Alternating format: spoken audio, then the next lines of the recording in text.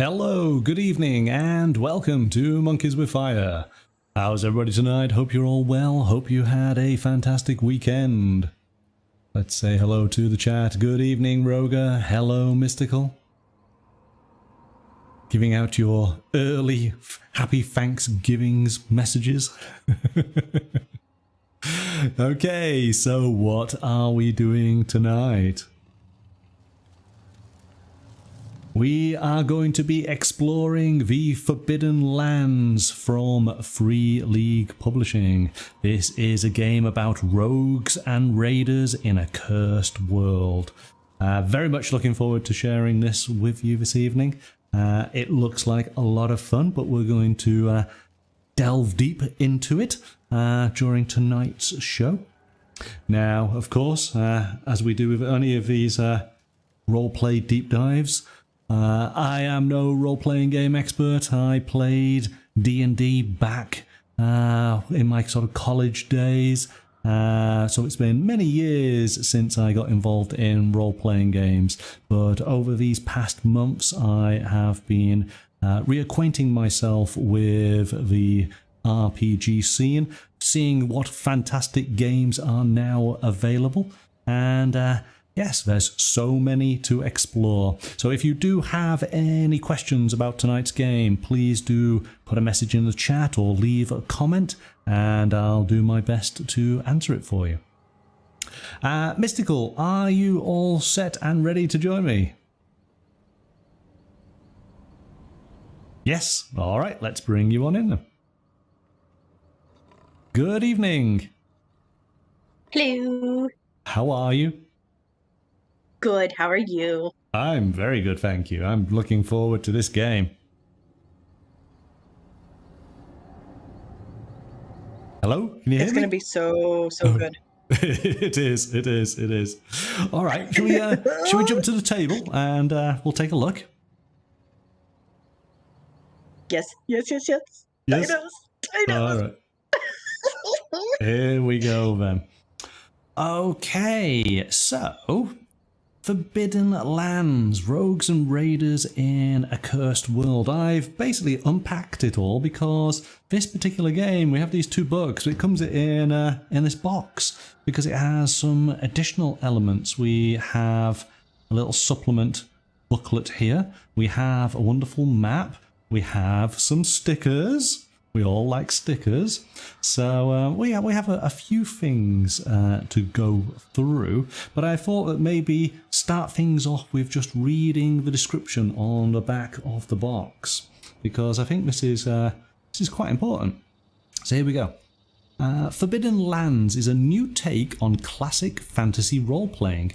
In this sandbox survival role-playing game, you're not heroes sent on missions dictated by others. Instead, you are raiders and rogues bent on making your own mark on a cursed world. You will discover lost tombs, fight terrible monsters, wander the wild lands, and if you live long enough, build your own stronghold to defend. So this is the first... I guess it would come under an OSR game, wouldn't it? Old school rules. Yep. Sort of harking back to those sort of role-playing games of the mid-80s. Which I kind of remember. And certainly when you start going through the book, it's very, very evocative of that time. I think they've captured it incredibly well. But of course, like with anything, role-playing has moved on considerably, so they take all the really awesome stuff of what those games had to offer back then, leaving out any things that didn't quite work, and then bring in some modernization, but tailor it in that sort of same style. Do you think that's a fair description? Yeah, oh definitely. And like when I first opened the PDF and I was looking through it, Roger will know what I'm talking about here, but it very much reminded me of the Dragon magazines. Those old magazines. which they were very like D&D based in that, but just the black and white, the way the writing, like the font was used and everything. I was sitting there going, "Oh my gosh, this is so cool." Well, that's interesting because for me, it reminded me of the classic fighting fantasy books from Steve Jackson and Ian Livingstone. And again, it is that fine ink pen artwork, isn't it? And when we go through the book, Yes. you're going to get to marvel because literally every page has got something amazing on it, hasn't it? Oh, it does. You could spend just like days looking through this book, just slowly picking apart, like not even reading it, just looking at like the artwork and the illustrate. Oh, it's so good. And we've not even spoken about all the roll tables that are in here. There's so many roll tables. Somebody commented on Twitter or X, however you want to call it, basically saying Forbidden Lands makes for an excellent solo adventure game. And I thought, okay, that's interesting. So we're going to bear that in mind. First of all, then, we got these great books. We have the Player's Handbook. And then we have the Gamemaster's Guide. And hopefully you can see this has the sort of gold leaf on it here to imprint. It is this faux leather design. So it feels old, yet it is quality. It definitely is a quality product. It's really, really nice. Of course, they put on in a handy little bookmark here. In this book, let's just have a quick look scan. We have 208 Look at that pages. map. Yeah, there you go. Oh, look at that! Like, we'll be doing something with maps in the coming weeks, but this is a great inspiration. It's so like, I think I spent like a half hour just staring at this map. It's very cool, isn't it? It's so good. Yeah. I mean, the map making. That's a whole hobby in its own right, isn't it? Something that I've started to have a little bit of a play with, but of course I'm kind of trying to recapture some of the things I did as a kid, and I used to spend forever creating little fantasy maps and putting little towns and cities and villages in there. And this has that same style to it, because of course we're all students of Tolkien's maps, aren't we? Yes, you should check out Anna B. Meyer, which Roger just put in the chat. She does Patreon stuff, but she is a cartographer. Oh, okay. And that's what she does, and their maps she makes are just stunning. Oh, well, I will definitely check her out in that case. So, I mean, I'm just taking a quick flick through here. And as you said, I never realised, but you're absolutely right. It's even the font, isn't it, of the text. It has that old school style to it. It's so nicely done. We've got amazing artwork here. Look at that. Really, really beautiful. It does remind me of, and again, we'll focus in a second, but looking here at weapons, and we have orc weapons, and then we have dwarven weapons along the same range. So going from dagger, sword, broadsword. So we can see the influences of the different races in how they design their weapons. We got some shields and various armors. It's such good stuff. What a great image. Again, this reminds me. The header. Yes. All across this action, the top, just all going on there. The little details for the page numbers, and also for it to highlight what chapter you're on and what the actual chapter is about. And there's something about it. There's something about it, like, you know, we've seen a lot of Free League books, and everything is in color, but there is something about taking this game and just leaving it in the black and white. Yes. that just Most makes it definitely. so much better. Like I feel like it would be lost if you added color to it, because you can have so much more going on with something in black and white because there's not competing colors to like make that your eyes go, oh, okay, this hurts to look at. But I love it. I love it so much. Yeah. No, absolute top marks to the art team who've put this together, because it is beautiful. Mm-hmm. These images are so, so good. All right, so when you actually opened the book up, other than the fact, of course, that you recognized it as being an old school styled game, but what else sort of jumped out at you with it? Oh So, gosh. is there anything else that? I just want to see. I just wanted to see if there was something else that I thought about, and maybe if it resonated with you as well. For me, one of the big things that I absolutely loved about this was that it very specifically points out you are not heroes, and Yes. because I love D&D, I do, but I like playing characters that are very much not the heroes. Like they're in it for themselves. And this is just so perfect. You do not get a lot of games like this anymore. Everything's all about heroes and, you know, people saving the day. And this one's just like, nah, you're just going to survive. You're going to survive. Well, I love it so much. it does have a point here, doesn't it? Where I'm going to try and find it. That actually your chances of survival are reasonably slim, and you should embrace the fact of that you may not survive, and that you may go through several I like it so much because it reminds me of Dark Sun, which is what I'm currently playing, you know, and it has that feel, that same, you could go into combat and you could just, you're not going to walk away from it. Like death is a real thing for that. There's high stakes. So I very much appreciated that about this book. And it's just the tables. Oh, they're so good. Yes, no, most definitely. I mean, it does say here, you will wander wild lands, discover lost tombs, fight monsters, and if you live long enough, build your own stronghold to defend. Because, yes, the chance of you surviving are reasonably slim. It is, everything's out to get you, and that's again, this is the slightly different, though I guess Free League have got lots of experience in this.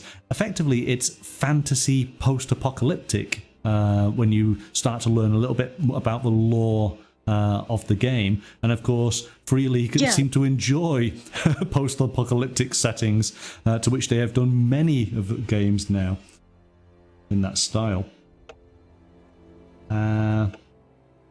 It starts off giving you a bit of an introduction as to what is role-playing, which of course is always very, very helpful for new players. But again, it's an interesting thing, isn't it? That you would imagine that somebody who would pick this game up potentially isn't a new player, but there's actually somebody who understands role-playing games and is coming back to enjoy this style that they may have played years ago. But I suppose anybody who is new to role-playing, what a great place for them to start in, hey? Oh, yeah. Just throw them in, and say sink or swim. Yeah, no, absolutely. But the one thing that this game made me think of, and so I don't know if you'll agree with this, I actually thought of Diablo. I thought of this. I haven't really played Diablo, okay. I guess that's why it didn't come to mind. I've seen people play it, but it didn't first come to mind. No, and again, it's probably because I don't play it. Right. With it being a sort of sandbox style of game, even though the Diablo video game series does have a story, but you are effectively wandering the lands a little bit, and then of course you find the entrance to a tomb, and then down you go and explore that tomb. And I guess this is a little bit of the old school aspect to the game, in that now modern games, we've got massive sprawling campaigns with interlinking characters and narratives to be unfold. But older games, it literally was go down into a tomb, explore the tomb, find the treasure, kill the boss, job done. Which is very much what Diablo is, even though again it is wrapped up in story. And I thought that's really, really cool, because you've got this huge area of land to explore, but each hex, when we'll look at the map later on, could have a different little area for you to go and investigate. And I thought that was really, really easy, cool way of playing. Just different, The game uses, and it's the case with Free League, isn't it? It's their Year Zero engine, which of course is just adapted slightly for each game. So we will be very, very familiar with how to create our characters in this, won't we? Yes. Yeah? Very familiar.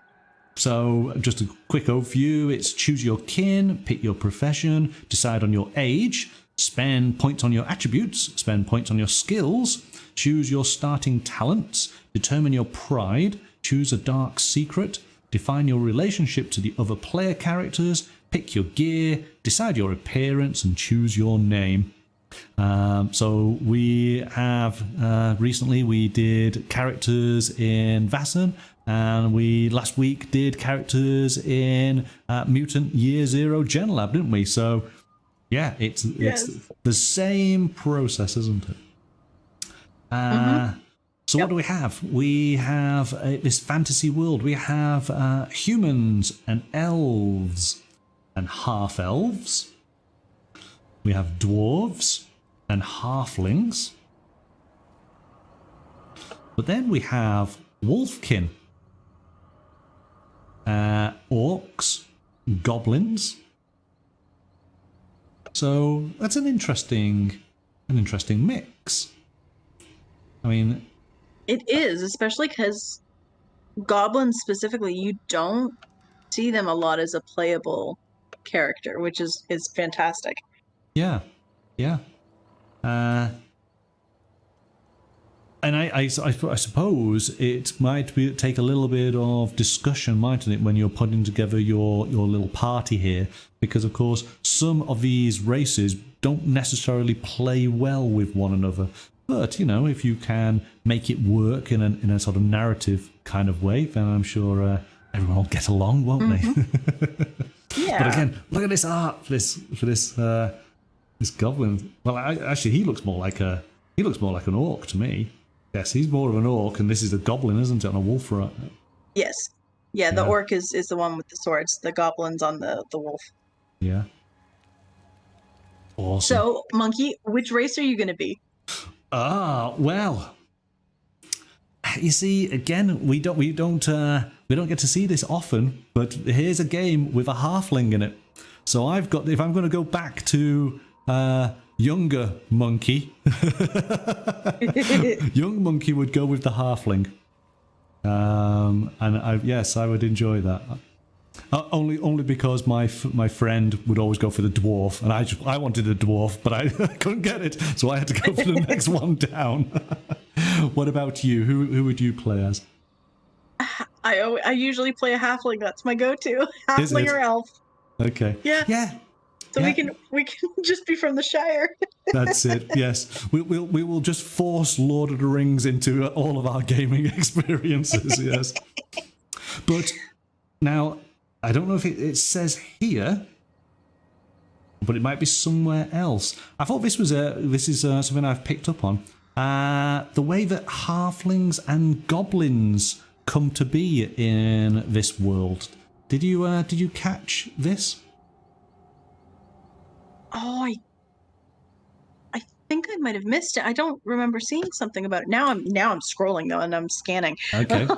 Well, on the Goblin page it says the elders say you are the dark brothers of the halflings. And so what I believe, and I think it might be in the Gamemaster book, is that effectively they the way that the culture and biology works, and this is very, very strange, but goblins and halflings are both born as sort of like twins near enough. So a halfling can give birth to a goblin, and a goblin can give birth to a halfling. And basically, they kind of, okay, you go with your own kind. And so they... So like dominant versus recessive gene. Yeah, but they're interlinked. And so ultimately they just have an understanding and go, okay, gather up all the halfling babies that have been born to the goblin tribe and we'll send them off to the halfling village and vice versa. Which is really strange from, my... But it's really cool. It's different. It's so different, isn't it? Yeah. Yeah, most definitely. I love it. I mean, that completely changes my understanding of Lord of the Rings. I know that it's not the law, but if it was, that's a very different situation now, isn't it? I need more, like, I need a novel on this of how, like, why this is. Like, give me all the lore on this, please. Let me just eat this up. Well, this is the thing, is that there's a lot of this information is in the Gamemaster book, and I think to some degree, I don't want to ruin too much because that's the joy, isn't it, of learning about this really unique land. Actually, we should ask Roga. Roga, what race would you play as? Human, elf, half elf, dwarf, halfling, wolfkin, orc, Roger said or a goblin? good halfling versus a bad halfling. Bad halflings are called goblins. Right. Oh, that's cool. That's a good thing. That's a good way you could run that. Mm-hmm. Yeah. See, everything's like running in my mind now. Like, how could I create this lore? It's very different. It's interesting, and I believe, again, it might be in the Gamemaster book that ogres are dwarf human crossbreeding. So that's where you get your ogre from. So this was just interesting and different. Roger saying younger me would pick a human. Okay. In fact, this is the thing. Yes, let's do this for tonight. Let's talk about what our younger role-playing selves might have chosen for this. That'd be quite fun. Okay, so can I just do current ones? Because I won't have a younger version of me that did role-playing. Okay, fair enough. You can be current then. You can be current. Yay! So we've picked our race. We then have professions. So what do we have? And again, it's great to see that, of course, the formatting is very much the same as Tales from the Loop, as is in Vassan, as in Mutant Year Zero. So again, because we understand one game, we understand the others. So we have Druid, Fighter, Hunter. We each have a little bit of text. We have a little bit tells us about the key attributes and their skills, some nicknames. And then we have some elements here that we would choose from. Pride, dark secret, relationships and gear. We have the minstrel, a peddler, a rider, which is interesting, and some beautiful artwork here. Really nice. A rogue. And a sorcerer. So, what would you go for? So you're a halfling. So I can't be a halfling rider. I don't think that would work. Hold on now. There's ponies. There's ponies. I can ride a pony. Yeah, I guess so. But if I was gonna do a rider, I'd be an elf. Yes, but yes. I'd probably, as a halfling, I'd probably go for either a druid or a rogue. Okay. Because those are my go-to, and just sneaky. Yes. All right, that makes sense. Rogue is saying hunter or rider for his human.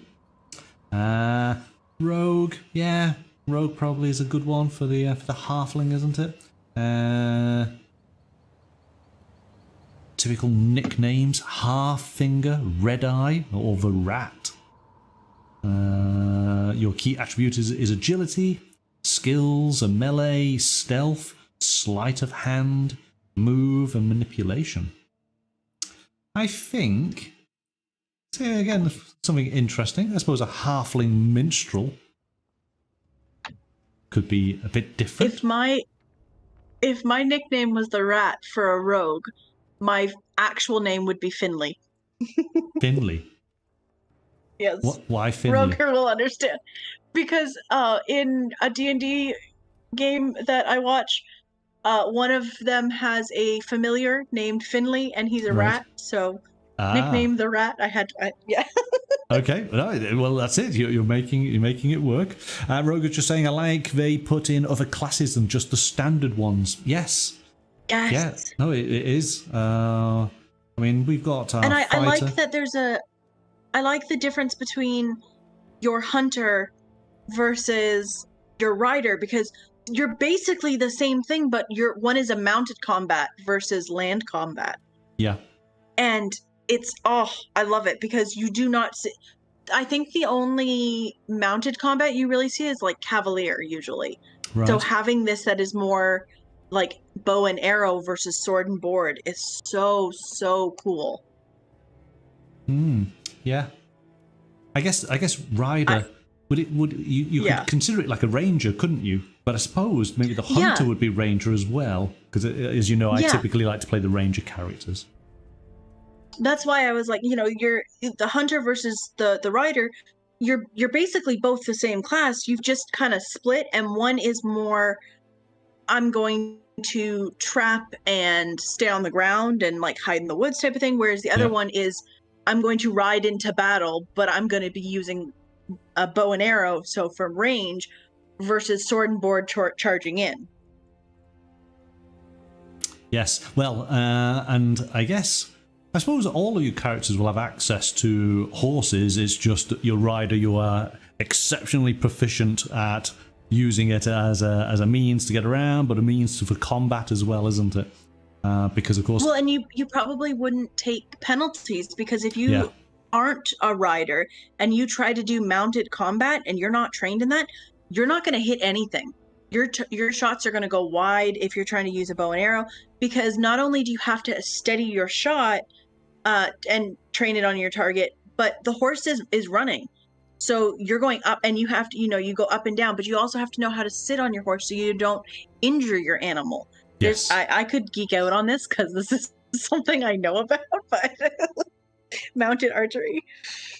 Oh. Yeah, no, I'm with you. Okay. We go on to age. Of course, we have experienced why age is so important in the Year Zero engine, because, of course, it gives us more points to be able to spend on our skills, doesn't it? But we potentially have, I think it's lower attributes, higher skills if you go for young to old. Let's just make sure on that. So we do have ages. Human ages, 16 to 25 for young, 26 to 50 for adult, and 51 plus for old.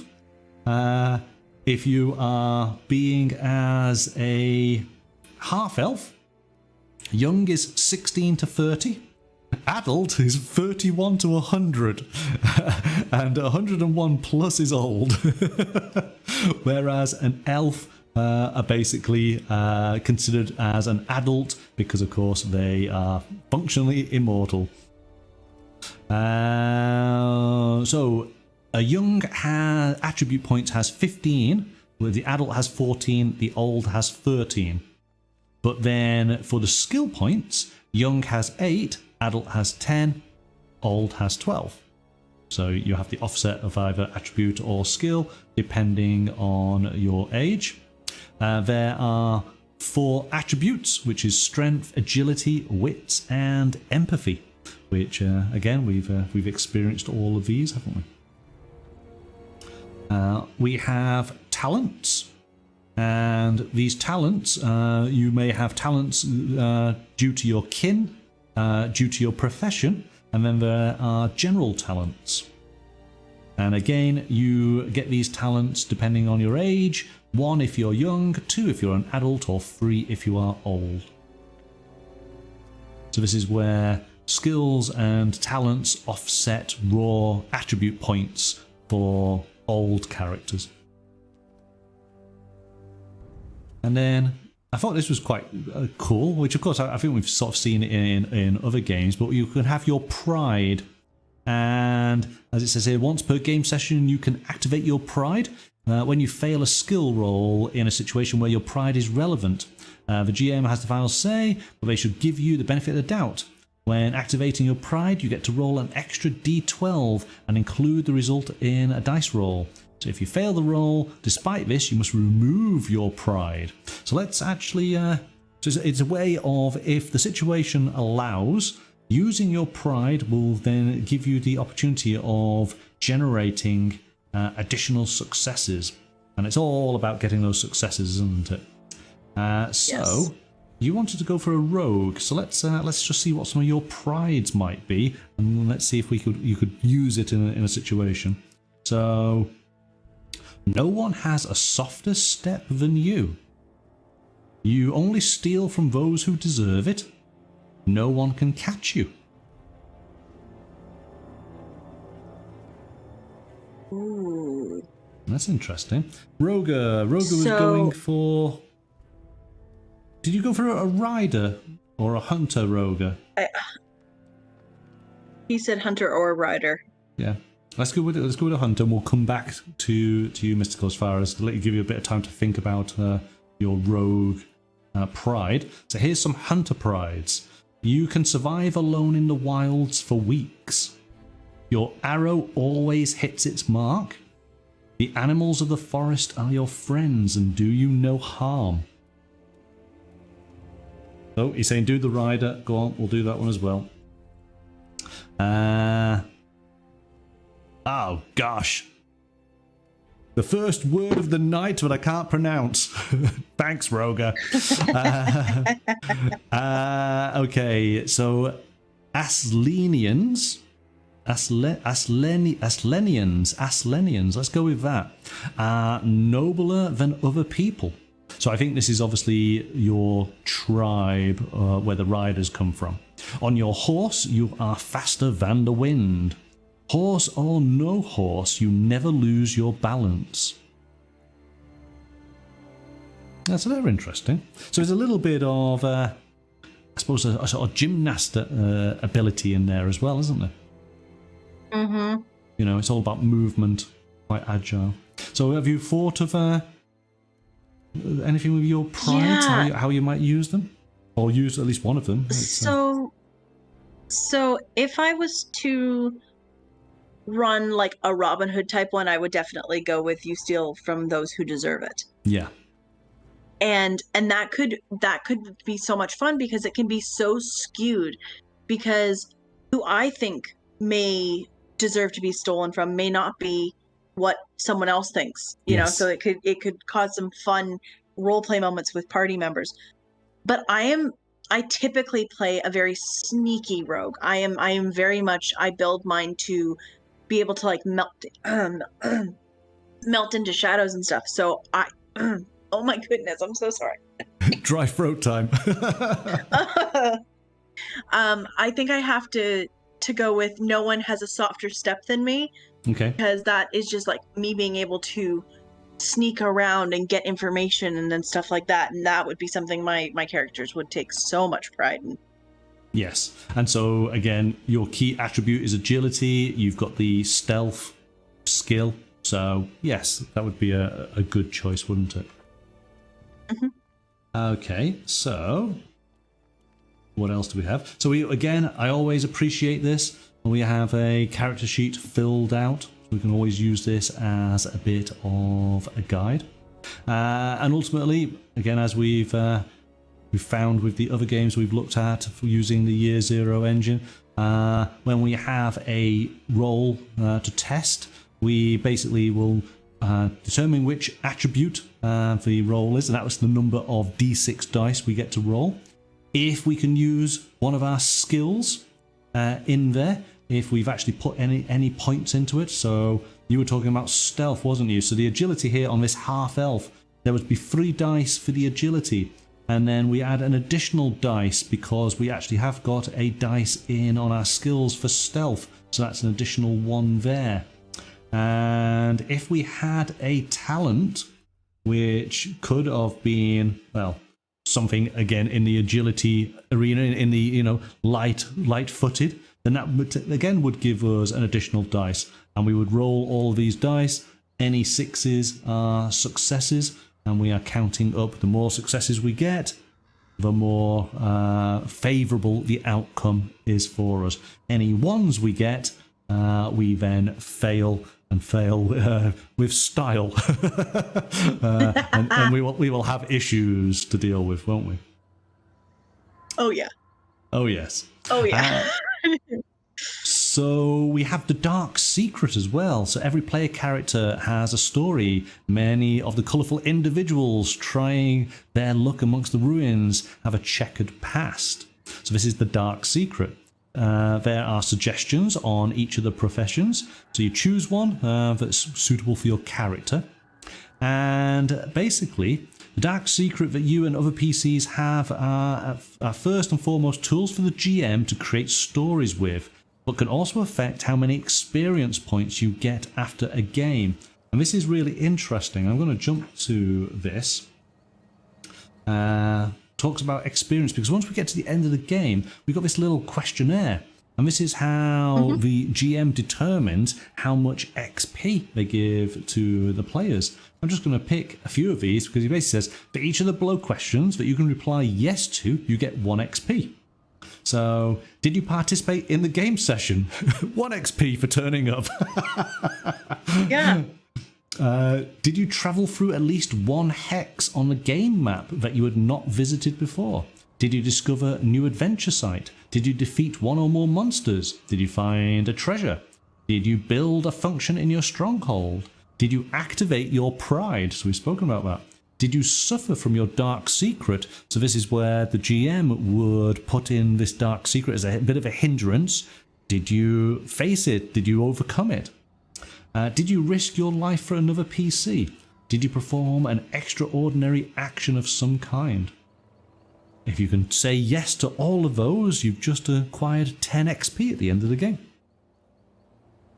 And what I love about this, because this is in Vaesen as well, it's not for the XP, but it is for at the end of your case that you do, you have 8 questions, and you get 1 reputation or resource for every question you can answer yes to. Now, the DM does not have a say in how you answer those questions. They can have an opinion, but it's whether you feel you can answer yes to that question or not. Right, okay. So it's really it's fun because it's a nice way to let the players have more investment in their game and in how they're going to do their character. You know, it's not just going to be, well, I'm just going to, slash at monsters and that or whatever, or I'm just going to stand here because my character's quiet. Letting them see this list is like, oh, I could do that. I'm going to try to do this. I'm going to try to do that, So it's I love that. I absolutely love it. Yeah. Here's we've gone to a section. We're up to chapter 4 here. This is talents, and this breaks everything down by kin talents, profession talents, and then general talents. And of course, it goes into all the detail here. So, as a halfling, you have the halfling talent of hard to catch. As a rogue, you have the Path of the Face, Path of the Killer, and Path of Poison. Ooh. So that was interesting. Let's... Rogue, you were going as a human, wasn't you? So you have Adaptive. And as a rider, let's go with that one. You have Path of the Companion, Path of the Knight, and Path of the Plains. Let's have a quick look at Path of the Companion, just to get an example. The riders.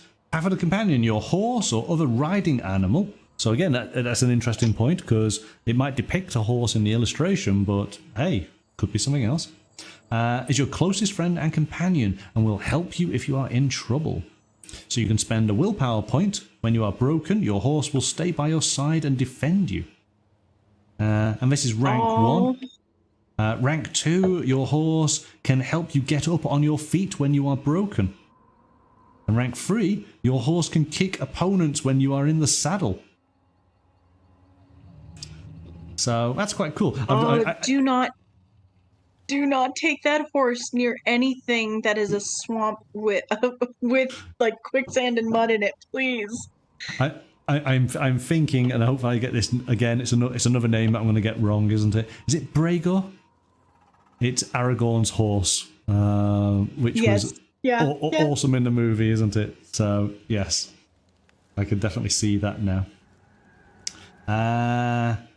The rogue's talents. Which one would you go for? Path of the Face, Path of the Killer, Path of Poison? I think because of the dark secret that I would potentially go with, I'm going with Path of the Killer. Oh, okay. So battles are not always fought in the open and with steel clashing against steel. Another less heroic type of fight takes place in the shadows with hidden weapons and unsuspecting victims. So you are leaning into the assassin side of your character for sure there. Yes, very much so. Yeah. Whereas Path of the Face, you are a master of disguise and can easily assume the appearance of others. That's an interesting one. So we got a lot of talents. Go on, that one could have worked. That one could have worked for this, but I really thought that the Path of the Killer fits more with like the sneaky, blend into darkness type of character. So yeah, we got a whole variety of general talents. Hell, we got Bowyer again. See, we keep on seeing this now. So your ability to make a bow, fast shooter, fast footwork, a chef. You know how to cook using simple things. We got a fisher, horseback fighter, lightning fast, master of the hunt. Again, looking through this, and it makes me think of, as I say, this Diablo style, because of course quite a lot of the older role-playing games on PC games back in the day were eventually just based off old versions of D&D, wasn't they? So that's where the sort of similarities, and of course we're coming around full circle. Okay, so we've got a whole variety of different talents. It goes on into explaining combat and damage, and having gone through this briefly, it's very fast, it's quick, there's not a huge amount to learn here, which is quite handy. So we'll just go through here, but it does also nicely list all of the different weapons that are available, and then gives this beautiful artwork that you can enjoy. Again, they've not skipped, because there's a lot of games out there where, hey, everybody knows what a knife looks like. We don't need to draw a picture of a knife. And yet they've gone, no, we're going to draw a knife because it looks great. So I really do like this. This book is just, that's why I got hung up earlier on the artwork, because they did so much attention to detail in this. Yeah. And it's just, chef's kiss. Mwah. Love it. That's exactly it. We've got some ranged weapons here: heavy crossbow, throwing axe, slings, throwing spears. But as we said right at the start, there is just artwork on every single page. It's beautifully done. And then, as we mentioned, we have depictions of orc weapons, of the main ones that we looked at, and the same weapons but with the dwarven style to them, which is very cool. We are elven. I think those are the 3 main types. A little bit of section on riding animals, and then we get to magic. Do you ever play magic characters? Is magic Not your really. thing? Nope. No? No, I don't usually do casters in that. I think the most magic I've really played is my current Dark Sun character, and she has what's called a wild talent, so she can teleport herself. Okay. This, from what I understand, is that essentially you can cast a spell, but you then have to roll for mishaps. And Yes. and of course, I like this, so we're going to roll for a spell and see. Excellent. See what mishap we encounter. So this concept is the same thing as in like D&D, where it's wild magic. You would roll, Okay. so you go, "Hey, I'm going to do this," and then you would roll for what effect happened because you used a spell. Yeah. So let's give this a go. Let's see what we get. We're going to go for reds being the first number because this is on a D66. So red's first, white is second. Here we go. That's 14. What do we have? 14. Your magic makes you very hungry. Okay, so you've got some serious magic munches. But I suppose it depends how far you go with this, doesn't it? Roll to see what you find. You find mushrooms. The mushrooms make you more hungry. Oh gosh, that's not here, is it? No, it's not. That was just something I was like, that's what I would put in my game. Would it? Let's pick a few here because okay, we have one that makes you hungry, one that makes you thirsty, one that makes you sleepy. But then your magic hurts your body and you suffer 1 point of damage to strength. We can then move up. The spell unleashes demonic visions that inflict 1 point of damage to your wits. Or the spell also has effect a friend or other unintended victim. A healing or helping spell affects an enemy alongside the intended target. Ooh. Yeah. And then we get right to the top. 66. Your magic rips open a rift in another dimension and a demon pulls you over to the other side. Time to make a new character. Your old character will come back as an NPC after D66 days, but will be changed.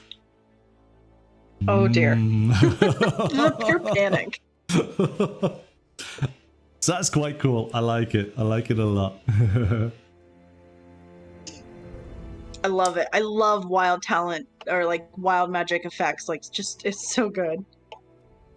So we've got numerous spells being detailed here. Giving us our ranks and our range and duration, a little bit of description. There's a whole variety. Death magic. Bum bum bum. Raise the dead. Okay, so we go through magic, we go to journeys. So this is the actual map. Let's take a look at the map, hey? So these are the forbidden lands in which we are exploring.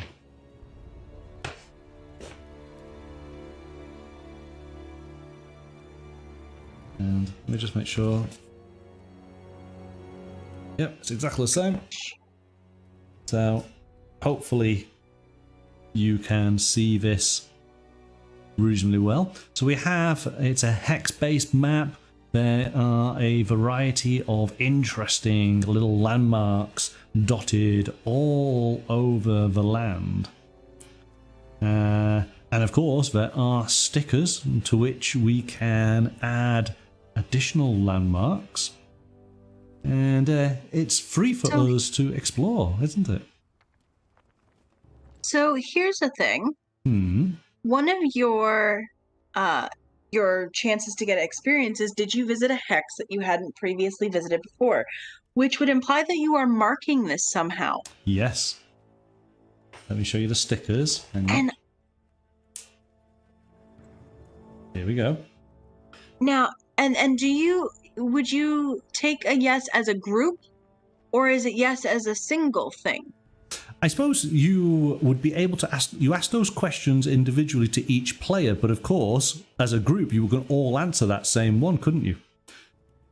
For example... Well, maybe. That's the thing, though. Because if you rolled on the magic table and you got pulled into a demon portal in a hex that you've already been to, and your party goes on, you can't answer yes to that. Exactly. But if you ask it as a party, you would still get the XP for it. Yes, I think it's individual, isn't it? Because by the same token, I would think so. By the same token, you could be in a combat situation, and maybe you ran away. Everybody else fought the troll, but you didn't. So that being the case, nope.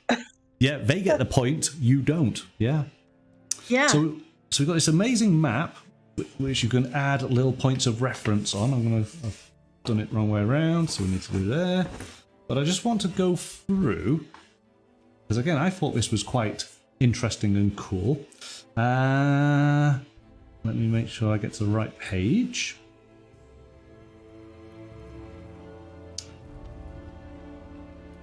So in essence, the land has been locked down for hundreds of years, for 3 centuries. To which then the blight has passed on, and now everything is accessible to the player characters. But of course, it's 300 years later, castles have fallen into ruin, obviously all of the inhabitants are long gone, to which now it's for us to go and explore. But maybe there are new occupants in some of these deep, dark dungeons, to which, we will have to face. So... it says here that one hexagon is 10 kilometers across. There are various, obviously, terrain types, which we saw on the map. So we've got rivers. Oh, going too far. High mountains. We have the Iron Lock, which is an actual place on the map. But here we go. So... at the start of every quarter day, so I thought this was quite cool. So during journeys, the day is divided into 4 quarters: morning, day, evening, night. At the start of every quarter day, each adventurer must choose one activity for the quarter day. No more than one activity can be performed at the same time unless specified otherwise. Most activities can be performed by several PCs, but for a few activities, a single adventurer must be chosen. The various activities are explained in detail, so here we go. So this is quite cool. This is where that everybody sort of gets involved in the map exploration. Yes. So hiking must be done by all adventurers if they want to proceed. So that makes sense. Lead the way can be combined with the hike, but can only be done by one adventurer in the group. Keep watch can be combined with the hike, but can only be done by one adventurer. Forage. This can be done by several adventurers. Hunt, again, can be done by several. Fish, so requires a river or a lake. Make camp, only one adventurer may roll. Rest can be done by several. Sleep can be done by several. And explore can be done by several. So it goes into then detail on each of these elements. And I thought this was just really, really cool. So lead the way. So let's just use that as the example. So every time you move on the map, you must appoint one person to lead the way. This individual is called the Pathfinder. The Pathfinder can lead the way and hike at the same time, but they cannot also keep watch. So this would be somebody else's activity. Usually the same person will act as Pathfinder for an entire quarter. Every time you enter a new hexagon on the map, the Pathfinder makes a survival roll, modified by the Pathfinder talent if she has it. Success means to find a viable path into the hexagon, and you move on without any problems. Failure means you still enter the hexagon, but you suffer a mishap and must immediately roll on the table on the next page.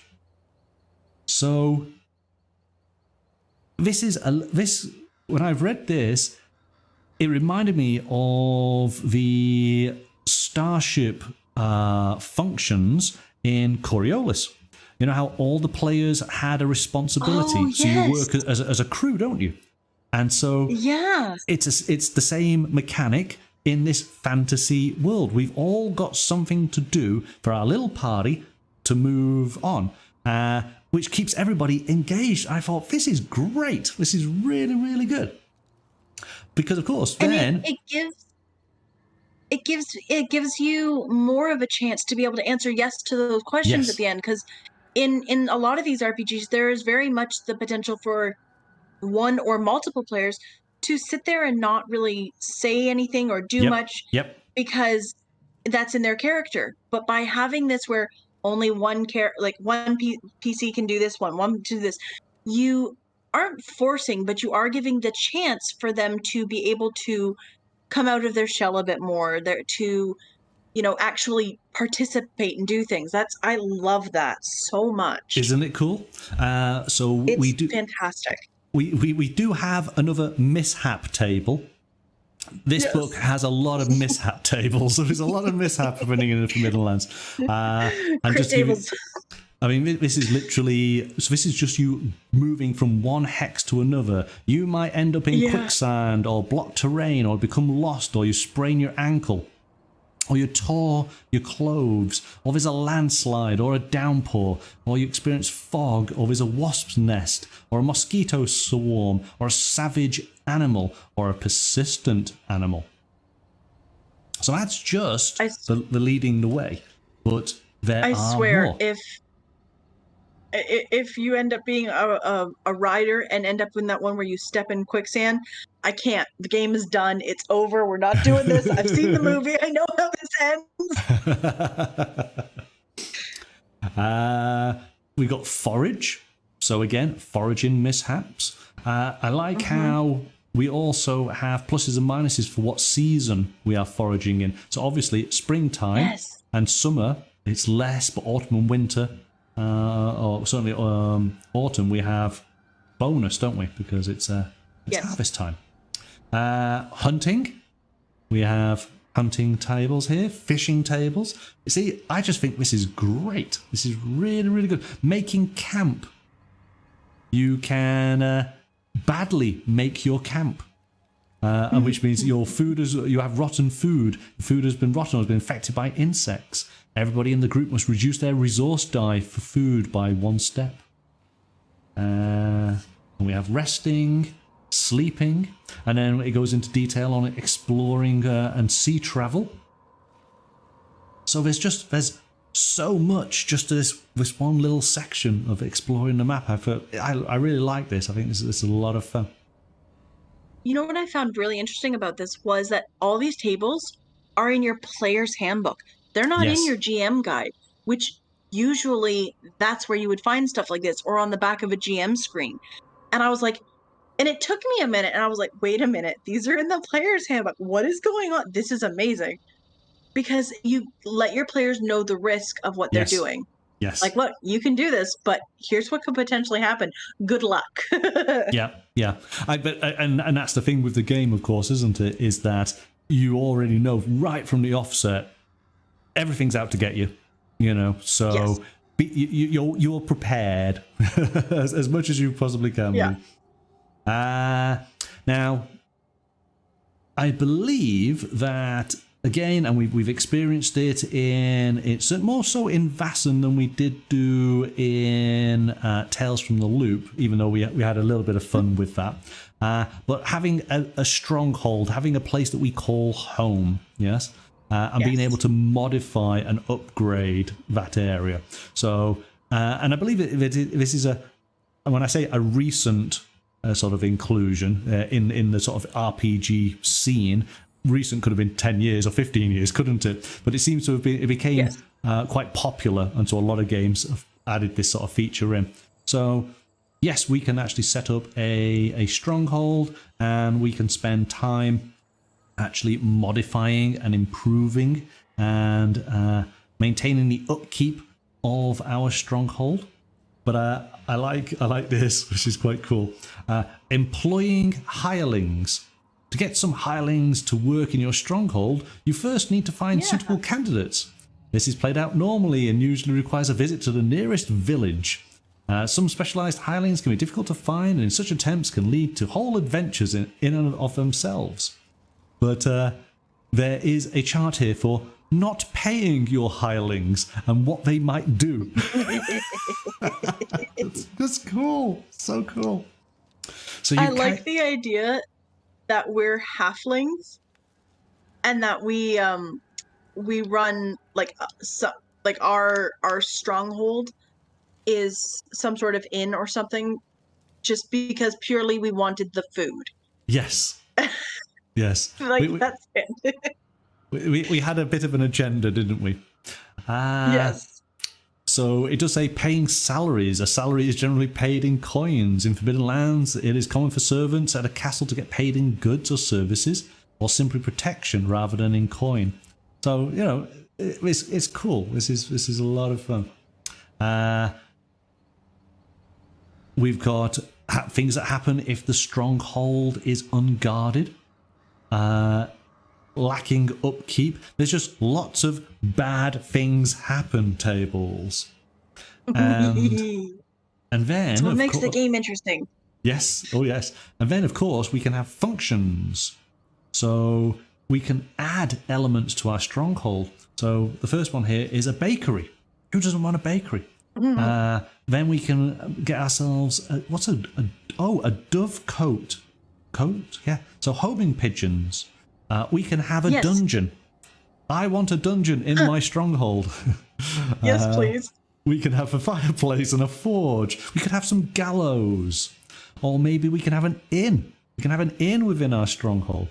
And a library and a marketplace. And maybe we have a moat and a pasture.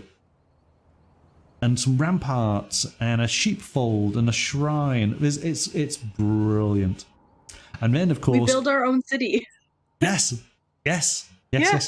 That's exactly what you do with it. It's fantastic. We built this city from the tombs that we robbed. From scones and rolls. We built this city on scones and rolls. That's it. We've got our hireling NPCs, and it gives us a list of our salaries. We can have events and battles at the stronghold, sieges. So that's a lot of fun. I like that. We then have a chapter on gear and crafting items. Again, more tables, lots of tables. Tables are good. Did this game come with a DM screen? Not in the box, but I believe you do. You can get one. I think. It's a good question. I know. I'm looking at all the stuff you have out, and I'm like, I don't see a DM screen. Yes, no. There's no. So all of these tables. This was a lot of tables. The critical injuries. Yeah. Oh yeah, we've gone from. Yeah, these were buildings, and then animals. And then we got to injury tables, slash wounds and blunt force, stab wounds. Love it so much. Critical injuries of horror. And then, of course, we have our character sheet at the back there.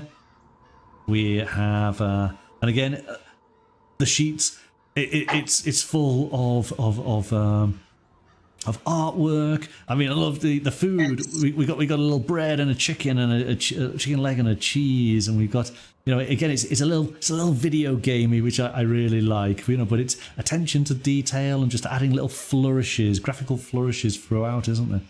And I like the book at the bottom of your spell of your thing for your, you know, your grimoire. Yes, the little note. It's so cute. Little coin pouch down here with the coins of how many silver, copper, and gold. Your hirelings, little picture of them there, as this is your stronghold sheet.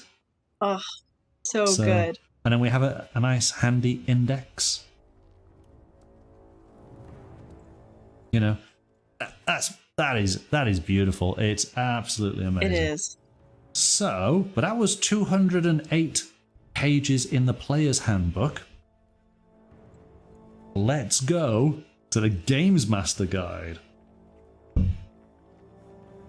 Now, we start off with the same map.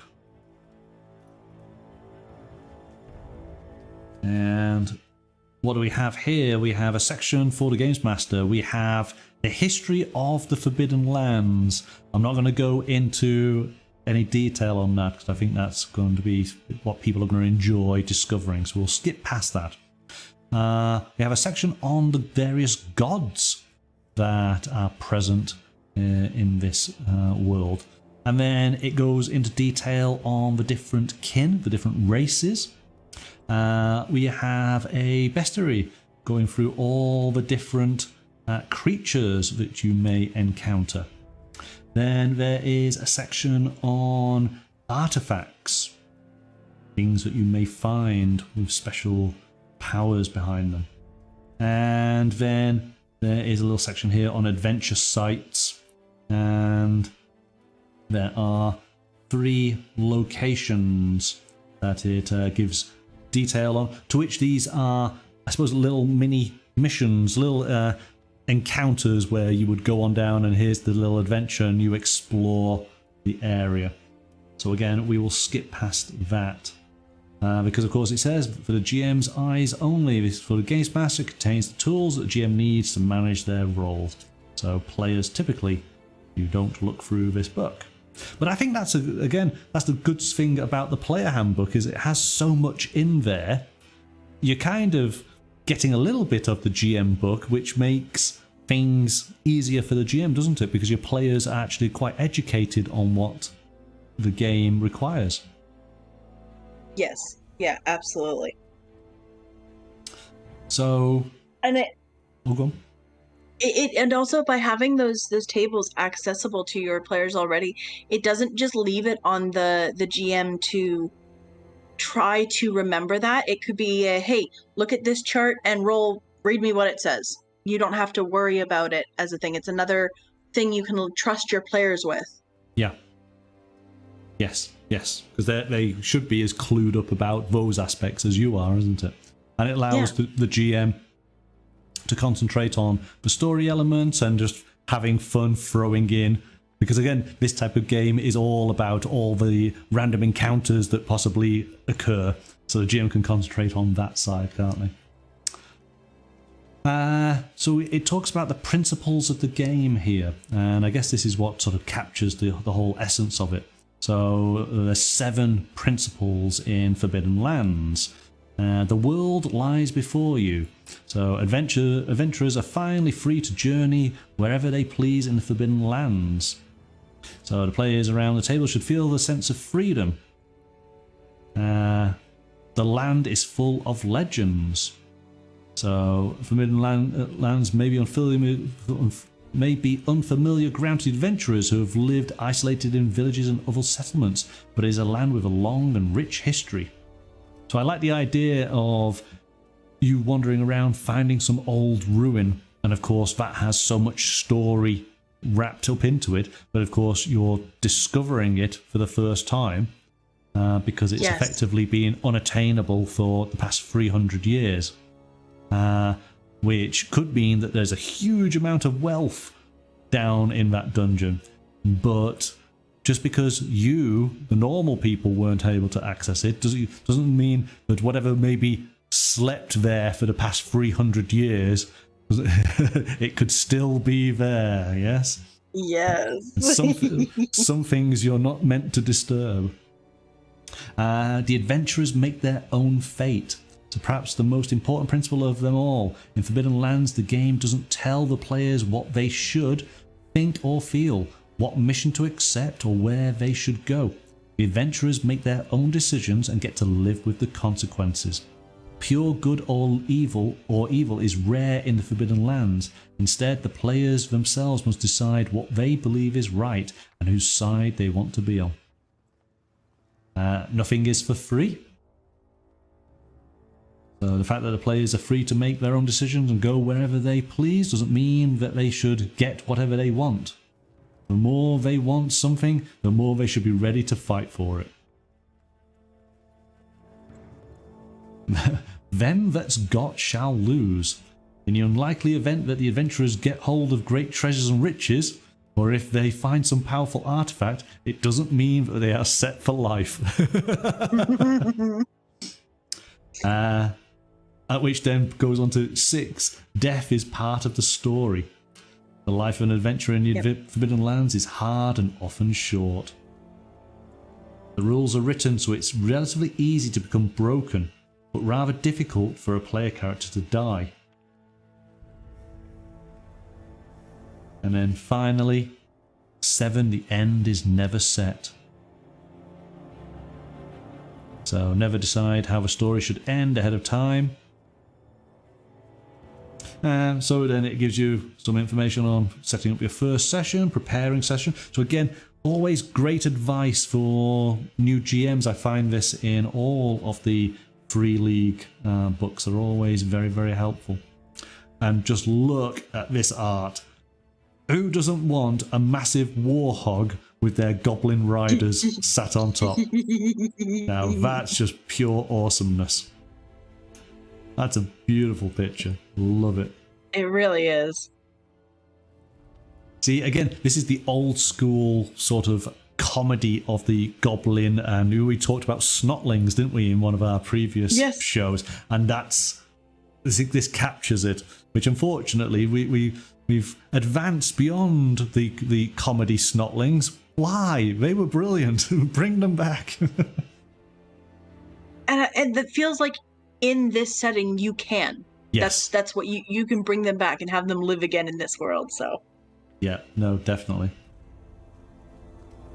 So we're going to skip past the history. We do not want to look at that, but as you can see, there's a lot of history. So give me all that lore. Num num num num num num. Yes, it's good. It's a very interesting read, and hopefully, as you're watching, you've picked up that this is a very different world than maybe some others that we've experienced. We have the gods. So, as it says here, religion is paramount to the humans of the Forbidden Lands, above all when it comes to separating friend from foe. Most of the Forbidden Lands humans worship either the raven god or the snake god, who according to myth brought them to the land. But they name their god differently and are deeply hostile towards one another. So, various gods. Again, that all plays into the lore, but the gods do walk amongst us. We then have information about the kin. And again, talking about the different groups. And this gives you an idea of the Forbidden Lands and gives you an idea of where the different factions may reside. So cool. Yeah. So again, interesting. We can sort of see all that. We're just going to skip past here because it's all talking about elves and half elves first, and we got to elves. So we get to the dwarves, all the different clans. We have ogres, as I mentioned. Ogres are from the joining of dwarf and humans. Orcs, wolfkin, and then we do have This is an unplayable race, but saurians. So these are the sort of the lizard men, let's call them that. And then whiners. So-called whiners are small, skittish humanoids who are hunted by both orcs and humans, since they are said to have sweet meat. It is said their living flesh has a healing and fattening ability, so infected or deep wounds covered by parts of a whiner heal quickly. Orcs appreciate the taste of their meat, which is considered to be positive for both health and potency. Whiner flesh is also believed to promote growth. Gold objects or other valuables inserted under the skin of a whiner will grow heavier in a day. For these reasons, whiners are caught in traps and held in cramped cages, thus allowing them to be harvested. And they're called whiners. I think they've got something to complain about. Yeah. I also want to point out that they did just say that humans are cannibalistic. Yes. Just saying. Yeah. So that's an interesting. Again, this game is actually very dark. Yeah. Yes. So be prepared that there might be some elements to it that some people in your group might not appreciate. So, if you do include those elements, then make sure as the GM you do talk amongst the group, get everybody's consent and make sure everyone's happy before you proceed. We've got... Just make sure none of them are the whiners, because they're not going to give you the consent. Yes. So we got our bestiary. Now, we have it here in the Gamemaster's book, but there actually is a separate book in the same style that you can get from Free League's website. I'm going to have to try and get a copy of that to check it out, to see how much further it goes. What more creatures does it introduce? Or does it go into more detail on each of these? But we have a whole variety of monsters that we may find during our travels. And again, great opportunity for all this wonderful art. And I really appreciate being able to have a visual for each of these creatures. You got abyss worms and bloodlings. Each of the creatures also have this random table for the types of attacks that they might do. So you're always making your monsters come on in a unique fashion to your player characters, which again is a lot of fun. Demons. Oh, lots of tables. Lots of tables. A Death Knight. Look at the art on that. Isn't that cool? I can't get over the artwork. It's just, it's really nice, isn't it? And also, what I've noticed is they obviously use different artists because we're getting different styles of art, but all within the same sort of. I can't say the same style, but it's all of a typical old school role-playing game. It's like when you saw like animators. Yes. That you can recognize because somebody draws, something out this way, and you get to notice them, but they all draw within the same genre. Yes. That's it. And then we get a ghost. I mean, it's so cool. Giants. Again, looking through this, I was thinking of those very, very early issues of White Dwarf magazine and the artwork that you would find in that. Griffin and harpies, hydras, insectoids, manticore, minotaurs, night wargs. This is, I mean, it's just great stuff. This is so cool. Strangling vines. So, Gosh, those are good. Yeah. A tangle of vines ensnares an adventurer within near range. Roll for the attack with 8 base dice and weapon damage 1 blunt force. If the attack hits, the adventurer is grappled. That's cool. We've got some trolls and undead. A wyvern. And then it goes through animals and swarms. We mentioned artifacts.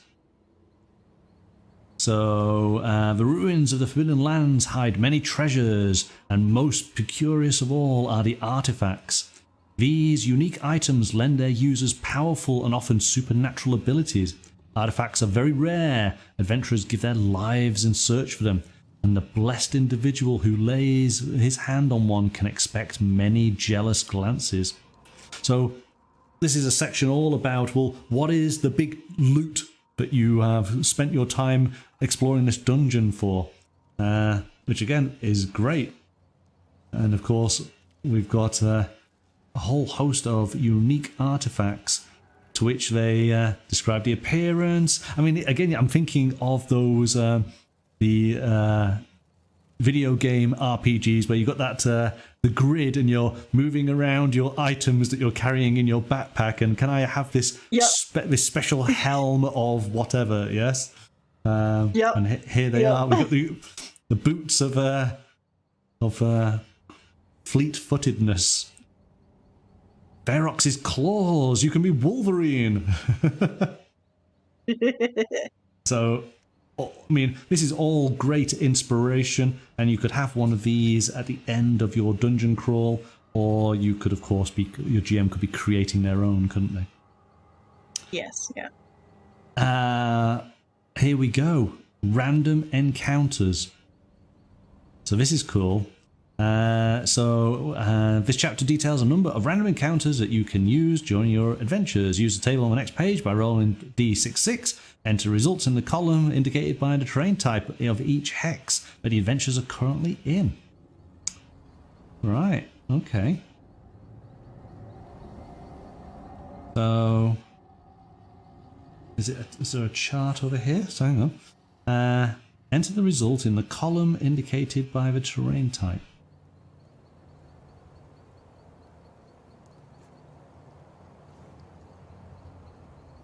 Find the entry with the corresponding number. Oh, I see. Okay, so let's have a go at this. We're not going to. Well, here we go. What section of the map are we going to be in? Let's have a look. We have the map here. What do we want to do? Do we want to do a lake, marshlands, quagmire, ruins, the dark forest? Marshland. Marshland. All right, let's roll for that. Let's see what we get. So red is going to be first number, white is second. Oh gosh, I'm rolling low tonight. We don't want that. Let's go for something a bit better. What was it? Oh gosh. I really am rolling low. What's happening? I can't get any lower. Oh, that's hilarious. At least I'm getting the rolls out now. There we go. I was going to say, Sarah will appreciate this. 44. So you said you wanted to go for, was it Quagmire? The Marshlands. Marshlands, sorry. That's 9. So we have to look through. This is something that I thought, this is very much like a choose your own adventure, fighting fantasy sort of style, and I thought that's really cool.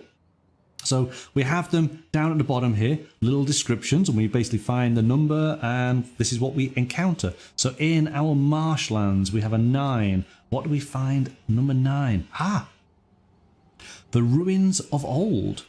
You see before you the broken remains of what was once a building, a civilized outpost in the wilds. Now, nature has reclaimed the place, and everything that remains are but fallen remnants and memories lost in the mist of history. The adventurers have found a ruin that is suitable as a safe place to make camp. In order to decide the type of ruin and who once lived here, you should roll the d66 on the table below. There's more dice rolling! Oh, do it. Let's do it. No Let's re-rolling this time. No matter what you get, you have to take it. Okay. Well, this one we've got something to find. So here we go. 32. 32. So, all right. 32. Okay. It's a guard post. And who lived here? A scout fallen on duty. But if I got exactly. But if I got 33, it was a temple. And there was a murdered Raven sisters. What if it was 23? 23 is well, it's effectively nothing. There is, hang on, no, 23 is a mill. A miller buried in the backyard. Oh, come on. That is awesome. Okay. I mean, terrible.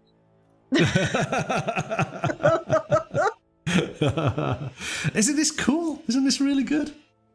I love it. I love it so much. So we've got so many of these little stories, little things to discover, things to find.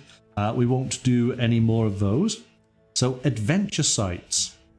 So using the large map in the Forbidden Lands game box, the adventurers are free to explore the Forbidden Lands and uncover its secrets. On the map, 3 categories of adventure sites are marked: villages, castles, and dungeons. So, and this is where it really does kick in with all of these tables. So this chapter provides the tools to create your own unique adventure sites using tables and random dice rolls. In the game box, you'll find stickers for the pre-made adventure sites and generic stickers for your own creations. Place the stickers on the map once you have established where the adventure site is located. So here we go. I think we pretty much just go through these. So type of adventure site. Is it a village, a dungeon, or a castle? So then if it was a village, size of the village. Is it an outpost which has got 5 to 20 inhabitants? Is it a hamlet 20 to 100? Or is it a village of 100 to 400? And then we get age of the village. When was it built? Ruler of the village. Problem of the village. This is, right? Claim to fame, where the village is famous for. Village oddity. Village institutions. The village inn. The name of the inn. This is awesome. And then we get actual naming. So we could name our inn for our halflings. Shall we do that? Ooh, yes. Yes? Let's do that. Yeah. Let's do that. So roll once in each column to create a name, or roll twice in the second column to get a name like for swine and knight. Okay. I see. So let's. I was going to say the Gilded Rose. Let's do that. Okay, so we'll roll twice, get our numbers, and then make our name of our inn. Here we go. No re-rolling. No re-rolling. 32. So 32 is the first one. Oh my goodness! Stop rolling this so low. 21. 32 and 21. So it's the arrow. But what is the arrow? It's the 32. It's the boar and arrow. Oh my gosh, that makes sense. Wow. The boar and arrow. I'm a little disappointed. Why? Why are you disappointed? What's wrong with that? I don't know. I kind of wanted something more like it didn't quite fit. It's an odd name, but hey, it's run by halflings, so maybe it works. Okay. Well, hang on. We got 21. It could have been the golden boar. Or it could have been... What was the boar? The boar. 32. It could have been the happy arrow. Which doesn't make sense, but the golden boar makes sense. So there you go. I like this. This is good fun. This is fun. So we have exactly the same for creating a dungeon. which is cool. But then it goes on into number of rooms in the dungeon, corridors, exits or doors. This is just fantastic. Dungeon traps. Oh, you know what I'm going to do? You know how I've been doing my little dungeon maps? I'm going to use this. Are you going to make a dungeon with traps? Yeah, I'm going to use this guide and then draw up the dungeon that my dice rolls creates. Oh, goodness. Oh, I hope it's just laden with traps and bodies everywhere because you rolled terribly. Yes. This sounds like a lot of fun. Just that. This is great. Traps. What dungeon traps? Trapdoors, spears, arrows, poison, gas, boulders, spikes, a water trap, and collapsing walls. And then we have dungeon oddities. We got snakes and statues and weird echoes and wall paintings and spider webs and skeleton parts. My brain went, what? When you did said wall paintings, because I know it's like cave paintings, but my brain immediately went to like the Mona Lisa just hanging on a cave wall. I was like, Nice. And then finally, because the final adventure site is a castle, an old ruined castle, and so we have similar charts for all of that, and we can have a name for the castle. So this really does feel like those PC games. You know, it's a random generated, here's a point of interest, and they've just put everything together and there it is. I think this is awesome. It's really cool. Castle Dunbrock. Oh, have you picked a name for the castle? It was just a random name, Castle Dunbrock. Castle Dunrock. Oh gosh. Yeah, I mean, it wasn't in there. It was just some of my. I'm just trying to see. You could have, how about the Dragon Spire, or the dim Mound. Interesting. Oh no, that's an unfortunate name. Yes. Or the oh gosh, Winter Mark, Winter Nest. Yes, maybe is no fell. Is there a fell? Winterfell, Winter Pike, Winter Grove, Winter Lair, Winter Den. I don't want to be from Winterfell. They all die. You don't want to be from Winterfell. We got tables on creatures and NPCs. Again, being able to create occupations, characteristics, quirks, treasure finds. What type of treasure do we find? Do we find good boots, or we find a bronze necklace, or a copper headband? Finds in lairs, valuables in lairs. There's just so many. And I need to move on a little bit here. So that's it. That's as far as we go with the random tables, but that is so much fun to be had there. Yeah. And then this is a constructed adventure site. Now again, I don't want to go into detail on it, but ultimately everything that we've just had a quick look at as far as creating one, this is now them showing you this is an adventure site. So they've written some background on it. If there is a location for it, and then we've drawn a little map so we can see. So of course this is part of one of those hexes, but there are points of interest to which you can go on in and take a look at. So you have all the monsters and NPCs within this location. There are various events, and there you go. That is your play session for that evening, exploring that one location on that one hex. Weatherstone. There you go. That's close to Winterfell. So this is a castle one, which again we're just going to skip through just to let you know what the last one is a dungeon. So we do one of each. So I think that's really cool that at least there's an example. Yeah. And then we've got some handouts here for the players, and that's basically it. So that's the Gamemaster's book, which is a lot of fun just on its own right. But then this, this was, we had a look through this at the weekend, and this is so much fun. So this is Legends and Adventurers. So this book lets you flesh out your player character and give them unique backstories with a few dice rolls. The booklet also contains random tables for creating dramatic legends and dangerous monsters in the Forbidden Lands. This is a great addition, really is. So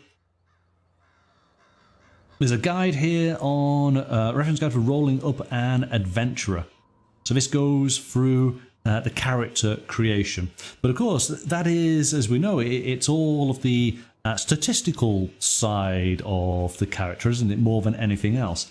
This now goes through and gives you, it fleshes the character out and it gives them more depth, so they are not just numbers on a sheet.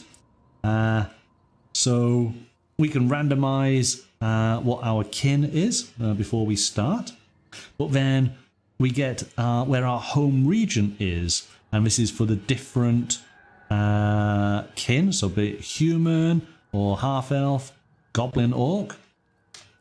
We then, depending on, well, I should actually go through this. This is, we got our kin, we then roll for our home region, we then roll for our childhood.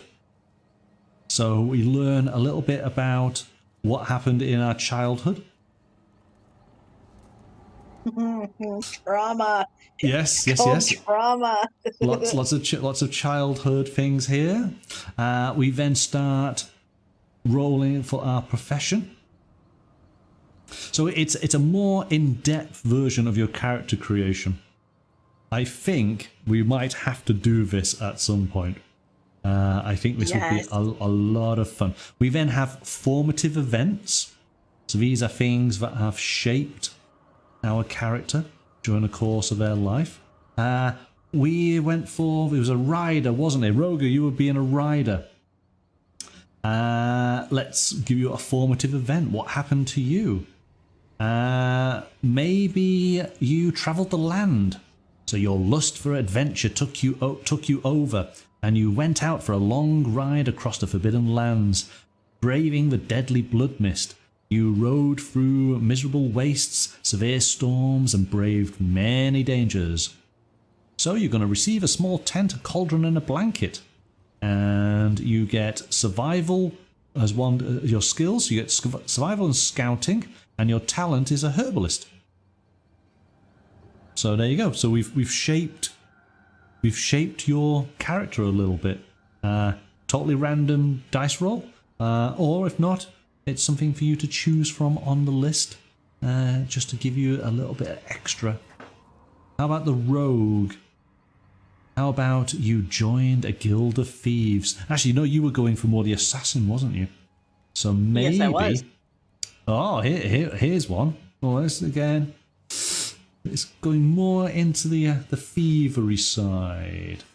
Let's. I think we'll just have to go with it. So here we go. Stole from the wrong person. It was the perfect crime. For a while, you stole something valuable from the wrong person at the wrong time. You were hunted and had to run for your life. So you're going to receive lockpicks and a throwing knives. Your skills are sleight of hand and move, and your talent is lightning fast. Do you want to know what makes that really funny to me? Go on.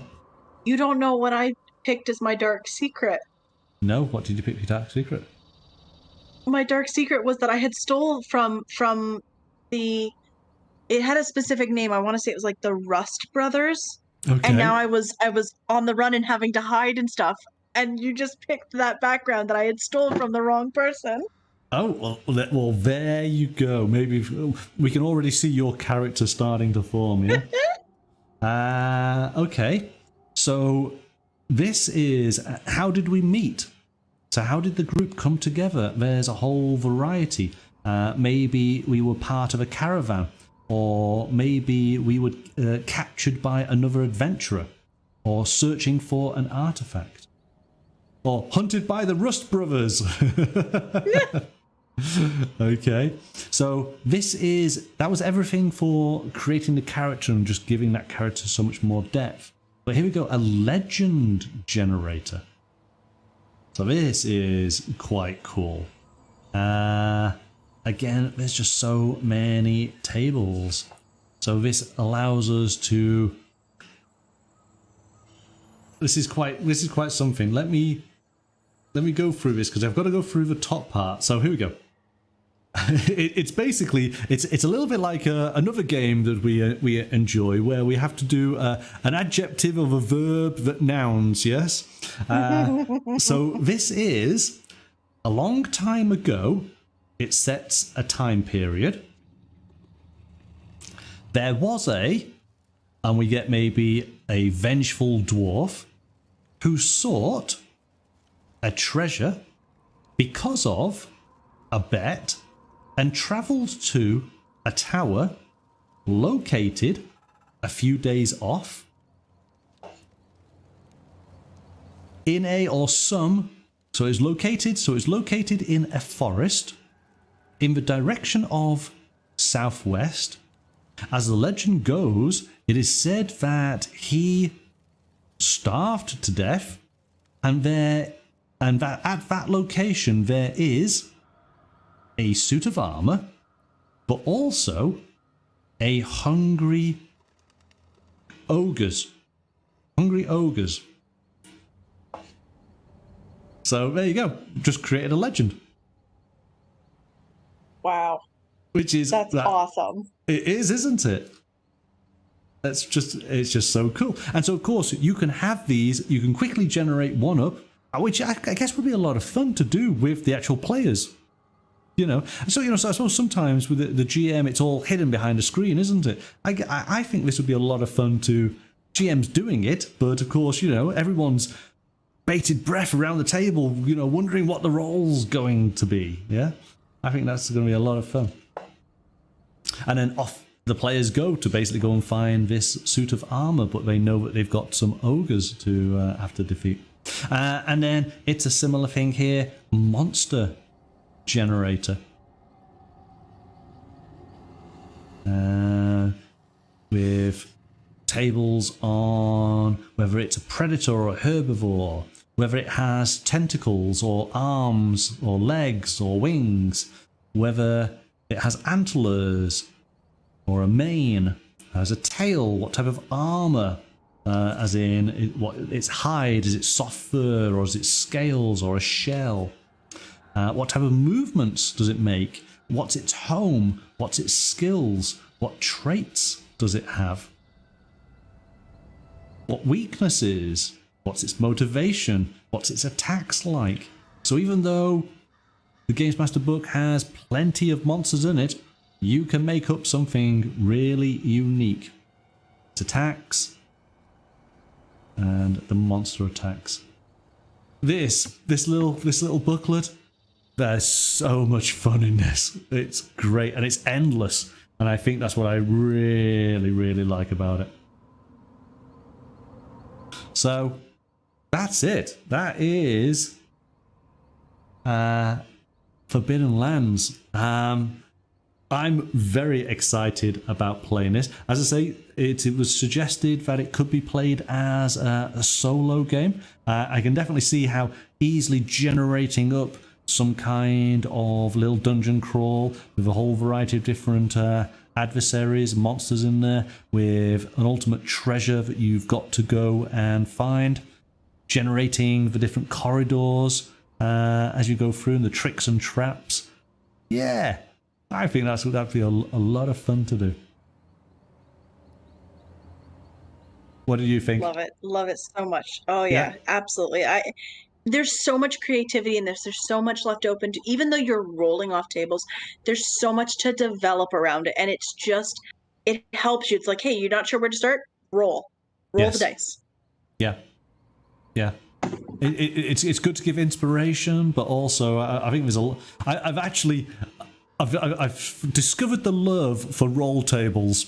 Yes. I think they are so much fun. I can now understand why, because I believe that there are books that are just table after table of random generating things, and Yep. there's a lot of fun to be had within them.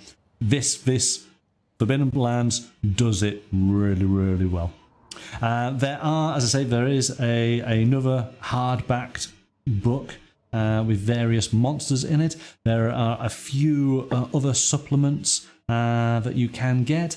There is a set of unique dice for the game, there is a deck of combat cards. Obviously, go and take a look on the Free League website. You can see some of the little other aspects you can get. The game did pick up several awards at the UK Games Expo. I think it was in 2019. Does it have it here? Oh, there we go.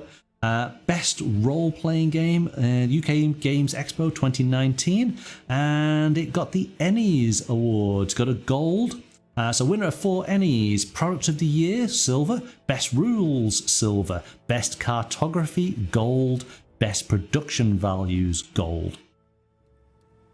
Wow. I can totally agree with those. I think these books are beautiful. These are so nice.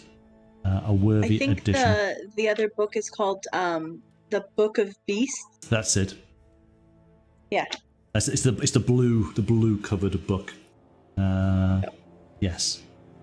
So no, I am very much looking forward to. So yes, I think Roger said this would be cool to do an in-depth character generation with this game. So we will schedule that in, because I think we will have a lot of fun doing so. Maybe what we will do is we will do it all random. We will roll the dice and see what we get on the night, which could be amusing. I love it. All right, well, there we go then. That I think that pretty much wraps it up. So, well, thank you so much for joining me. I'm glad that you enjoyed looking through the game, and you're as excited about it as I am. Thank you for having me. You are welcome. I guess we will. Hopefully, we'll see you tomorrow. I know, of course, it's Thanksgiving on Thursday, so we're not going to be doing a stream then, because I guess you guys will be busy. Hi, Sarah. But Sarah has just joined us in chat. Well, Sarah's joining me tomorrow night. We're going to be doing a game. We are going to be playing Cover Your Assets from Grandpa Beck's Games. So this should be fun. So it's going to be hilarious. It's going to be organized chaos, I am sure.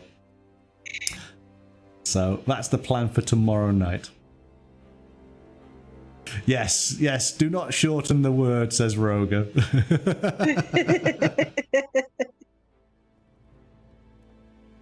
Excellent. Okay, well, thanks, Mystical. And I guess we'll catch up next week with more role-playing and also a tabletop. Can I say tabletop role-play? Kind of. Even though these are tabletop role-plays, but this is more of a tabletop role-play than a tabletop role-play. It's not confusing at all, honestly. No, it makes sense. It's fine. Let's go with it, guys. Yes, so we'll have lots of RPGs next week with you, won't we? We will indeed. All right. Bye-bye. Okay. See you next week, guys. Bye. So there we go. Thanks to Mystical for joining in on tonight's show, taking a look at Forbidden Lands from Free League Publishing. As we say, we're going to be doing some tabletop gaming tomorrow evening as opposed to Thursday. So do join us from 7 o'clock GMT for that. But until then, thanks for watching and bye for now.